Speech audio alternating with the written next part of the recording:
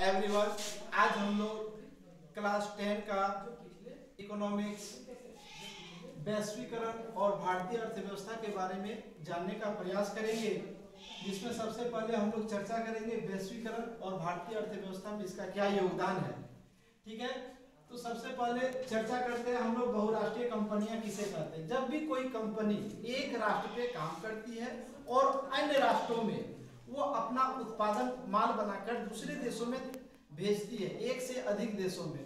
जैसे हम कह सकते हैं भारत में कोई कंपनियां आई है और अमेरिका है, ऑस्ट्रेलिया है, जापान है, कनाडा है, अपने वस्तुओं का आदान प्रदान करती है, तब हम उसे कहते हैं बहुराष्ट्रीय कंपनी। जैसे बहुराष्ट्रीय कंपनियां एक देश में स्थित होती है परंतु अपनी कार्यशालाएं अन्य देशों में स्थापित करती है। जैसे हमने बहुत सारे प्रोडक्ट में देखे हैं, made in China, made in India, made in Canada, made in Japan, इस प्रकार से। तो हमारी कंपनी एक होती है लेकिन वो दूसरे देशों में जाकर कार्यशाला खोलती है, एक से अधिक देशों में, और अपने प्रोडक्शन अर्थात अपने प्रोडक्ट का प्रोडक्शन बहुत ज्यादा बढ़ाती है, जिससे उसे लाभ बहुत ज्यादा होता है। इसे हम कहते हैं बहुराष्ट्रीय कंपनियां। इसके बाद हम लोग चर्चा करते हैं विदेशी निवेश किसे कहते हैं। सबसे पहले हम लोग चर्चा करेंगे निवेश किसे कहते हैं। जब कोई वस्तु को हम बाजार में उतारते हैं, जैसे भूमि हो गया है कि नहीं, श्रम हो गया है, अपने पूंजी को उतारते हैं और उसे बाजार में जब उपलब्ध कराते हैं या बाजार में जब खर्च करते हैं इन तीनों साधनों में, तो उसे कहते हैं निवेश। यही विदेशी निवेश क्या होता है? जब बहुराष्ट्रीय कंपनी द्वारा लाभ अर्जित करने के उद्देश्य से किए गए धन के निवेश को हम विदेशी निवेश कहते हैं। ठीक है, अब वैश्वीकरण किसे कहते हैं? विभिन्न देशों के बीच परस्पर संबंध और तीव्र एकीकरण की प्रक्रिया को हम वैश्वीकरण कहते हैं। वैश्वीकरण को हम इंग्लिश में ग्लोबलाइजेशन कहते हैं। पूरे विश्व को एक बाजार के रूप में देखना है, अर्थात हमारी अर्थव्यवस्था ऐसी होनी चाहिए जो एक देश को दूसरे देशों के साथ जोड़ने का प्रयास करती है, दूसरे देशों के साथ जोड़ने के प्रयास करती है। आज वैश्वीकरण से हमें हर एक वस्तुओं को लेने में आसानी हो गई।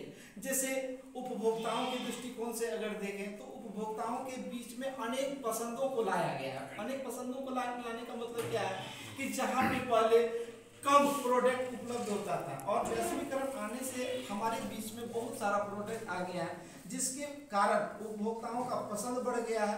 कीमत कम में अधिक वस्तुएं हमें ज्यादा से ज्यादा उपलब्ध कराया जाता है।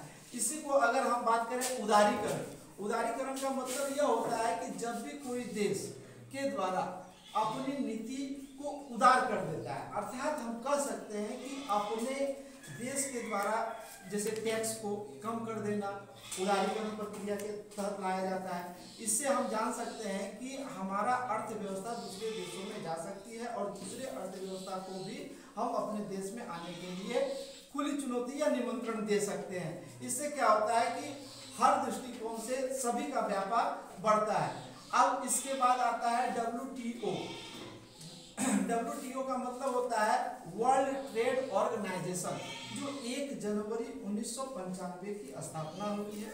ये पूरे विश्व में व्यापार कौन कौन कैसे कर रहा है, व्यापार किस प्रकार से होना चाहिए, व्यापार का क्या नियम होना चाहिए, इन सारे नियमों का ये लेखा जोखा इसके पास होता है। इससे अगर पहले बात करें 1945 ईस्वी में से लेकर 1994 तक गेट की स्थापना हुई थी। और गेट को ही नाम बदलकर 1 जनवरी 1995 को क्या नाम रख दिया गया?